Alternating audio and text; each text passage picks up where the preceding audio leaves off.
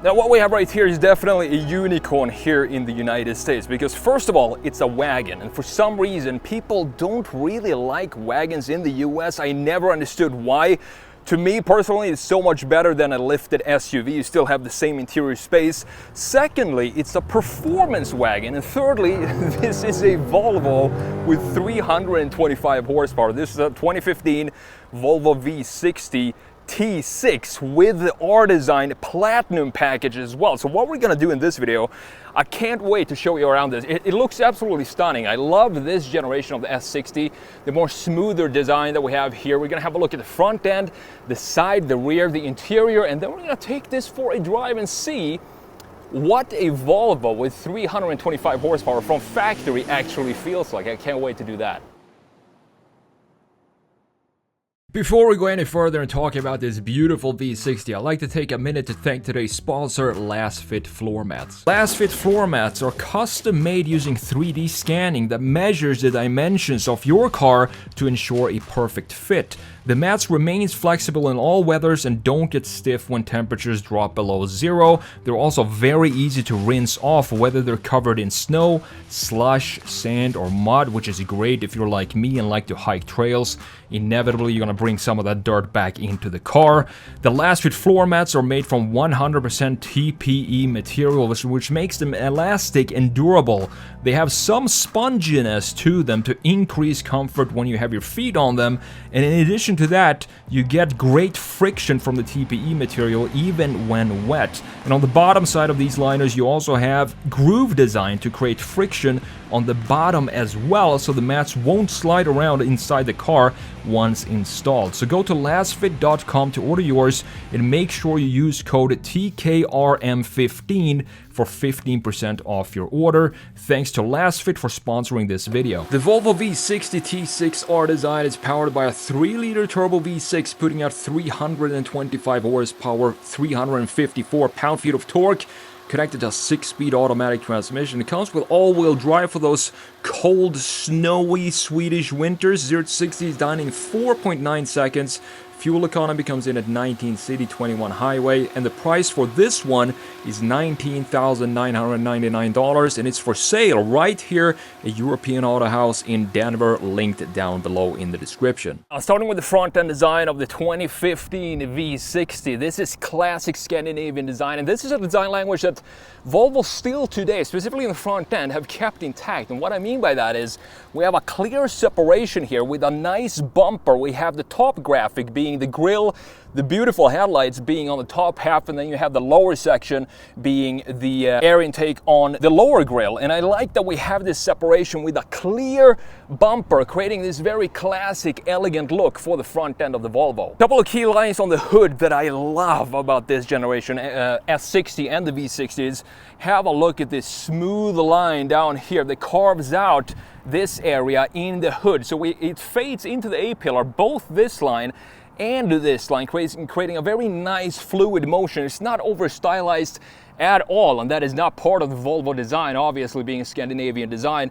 Then we have the beautiful headlights, very classic layout for the headlights, and I love this chamfer here as well, how the nose protrudes out from the front end. It reminds me of the old V70R and the S60R. Now, this being the R design, meaning that it has a much more sportier appearance than a non-R design package. We also have R design here in the grille. We have matte finish for the grille itself.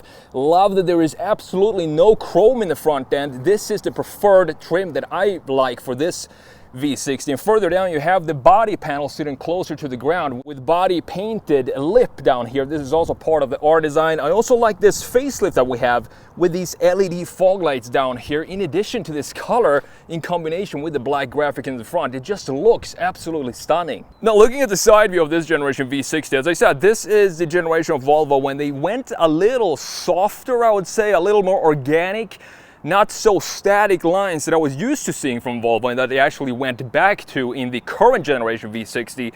you can see how this line has a sort of a wave to it, the shoulder line, going down here and then going into the front fender as well. The 19-inch wheels for this specific car, this being the R-Design, look great as well because we have this polished face here in contrast with the black graphics on the spokes. It makes them look thinner than what they are, and 5-spoke is always, you can't go wrong with 5-spoke designs. They are 235mm all around, and overall I think 19-inch look great on this, and it fills out the wheelhouses nicely on this car. One detail that I'm not so 100% sure about, I think it looks good, is this silver cap that we have for the R-Design, because this was, you know which brand did this first for their performance models, and that was Audi. So I think it would have been better if they just kept this black, even though it looks great on this car, because we do have some silver around the greenhouse here as well. I think this feels a little bit like a copy of the Audi S models, even though again it looks great, and we also have this indicator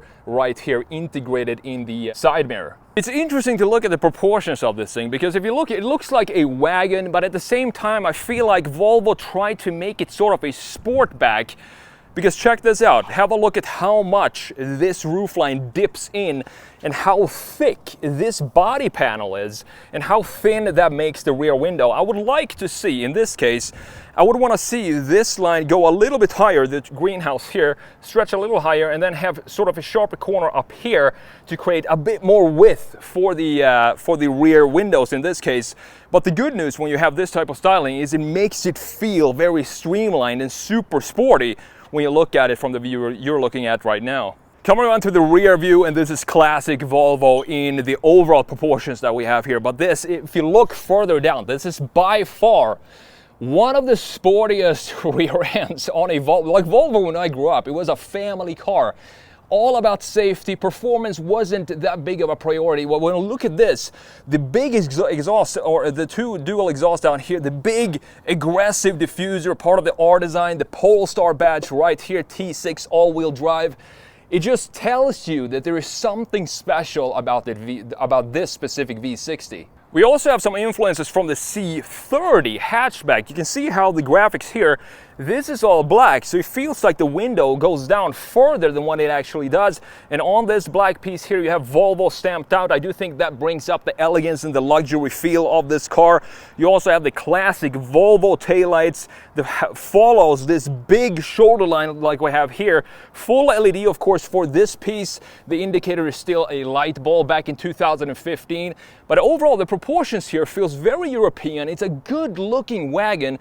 We still have this waterfall design that I talked about so many times before, specifically in European cars, Volkswagen in particular. It feels like a European design feature that they put on cars from this era, is to have the taillight follow along all the way into the bumper like this to create a nice flow of this rear end design. It's just a beautiful, beautiful car.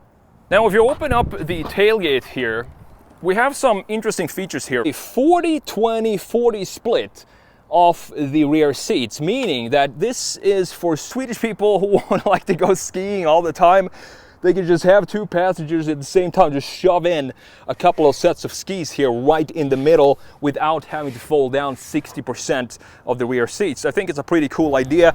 Underneath here, there's nothing really special here, but you do have tire patch kit right there. Let's go back to 2015 and let's check out what Volvo did with their interiors back in the day. I mean, check this out. Such a clean looking interior. It's very Scandinavian again. I love the gauge cluster of this generation because it is, the layout itself, it's still very analog, but everything is digital inside of the layout itself. It looks very cool, and it still feels very modern today in 2024. You have the smallest little infotainment screen here, totally fine for me.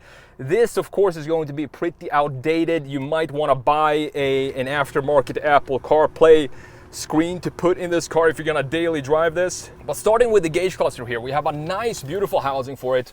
Beautiful chamfers going all over this interior. Soft touch material up top. You have the Harman & Kardon sound system in this one, this being the top spec. Everything is leather in here as well. Some metallic features, or might be plastic, but they look like metal, bringing up that luxury feel again. One interesting thing here as well, which is so not Volvo to me, is that it feels almost like a Porsche layout with a big tachometer in the center. That is so not Volvo. Again, them being not focusing a lot on performance, but in this case we have a big tachometer. That is the main thing that you see in the middle. Sounds really good as well.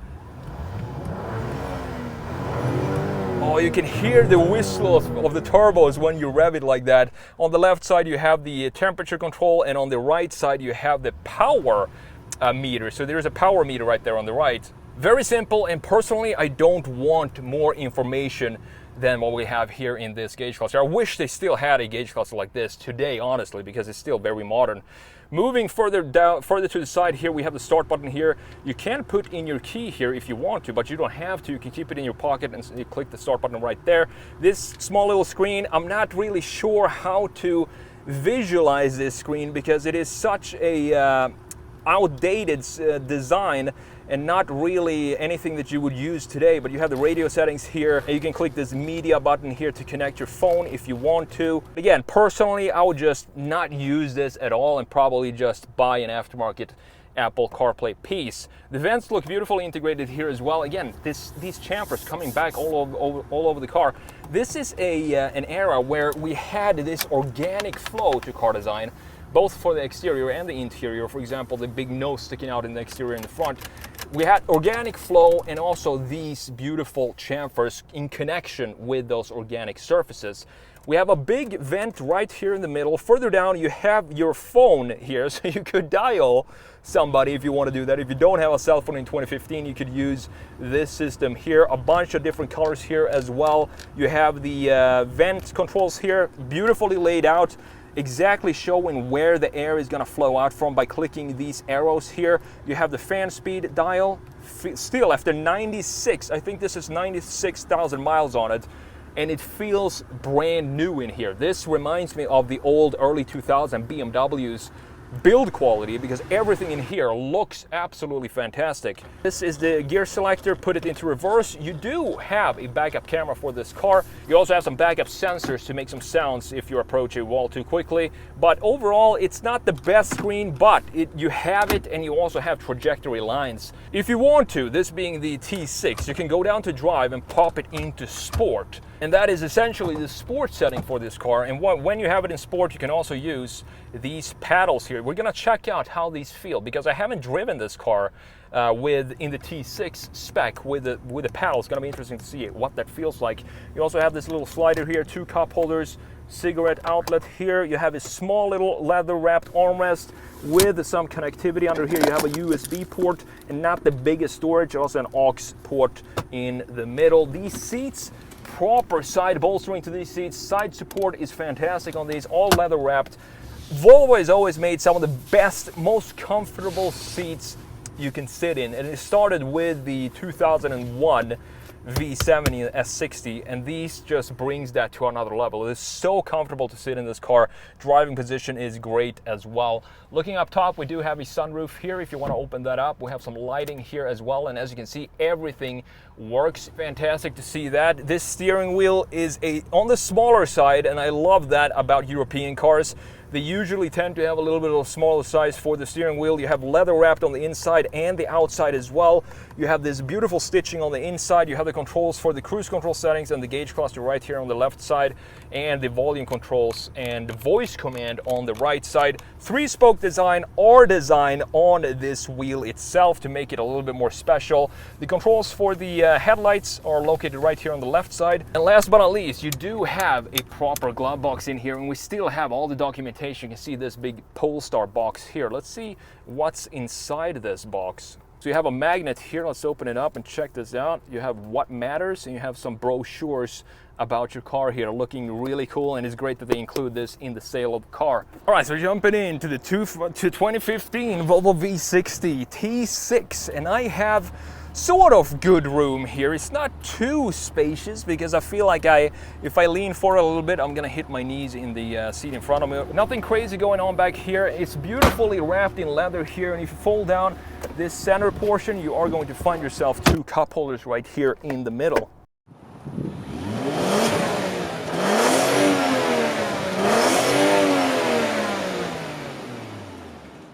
Now I can tell you just from reviewing this car from the exterior and interior, I already love this car. And I can't believe this is 96,000 miles on it. No squeaks or rattles in here, super comfortable. 325 horsepower in a Volvo all-wheel drive wagon. It's almost a sleeper, this thing, because you wouldn't expect a Volvo V60, I mean this size, to have this much power, but it is fantastic to drive so far. I'm gonna put it into sport, and let's use the paddles, and let's see what the paddles are all about.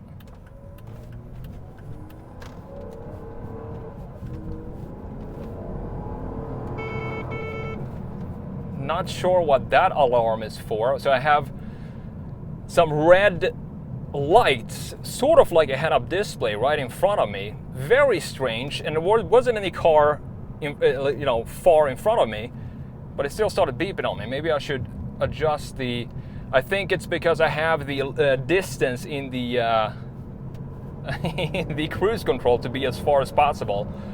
So even though the car was very far ahead, it still started beeping at me. But man, this car. Oh yeah. Am I in a Volvo V60? Definitely doesn't feel like it. I also have the blind spot monitor here. You can see that with this light. This was a $900 option back in the day.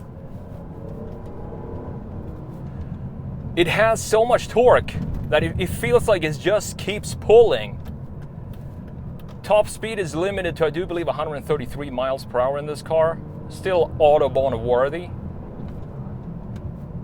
Such a smooth ride. As I said, it reminds me of the old E39 5 Series that you can still find today with 150,000 miles on it, and it still feels that solid German engineering is still intact in that car.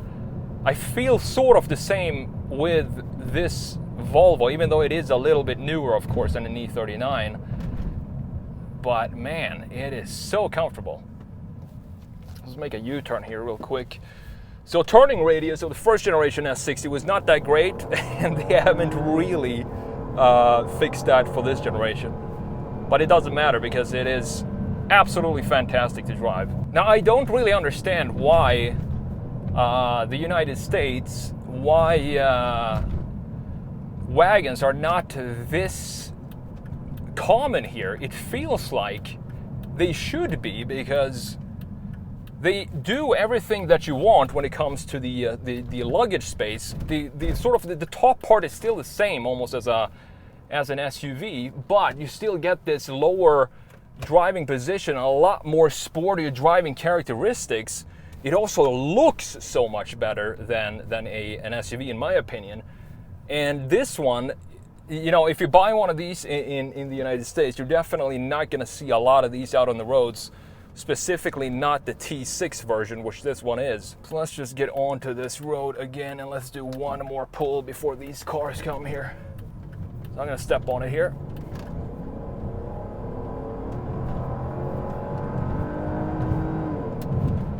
Oh yeah.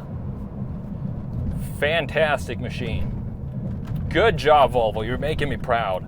I've always said this, that there is a difference between European horsepower and American horsepower. I'm not sure what it is, but I feel like European horsepower are just a little bit more efficient in delivering their power. That goes for this as well. It still have 325 horsepower, which is still plenty, but it almost feels more than that. It also has a little bit to do with the all-wheel drive system. So if you're in the market for a wagon and you want to stand out from, you know, regular old boring cars, specifically here in the US, I think this is a great option. The 2015 V60 T6 with the R-Design package is overall a fantastic car, even at 100,000 miles.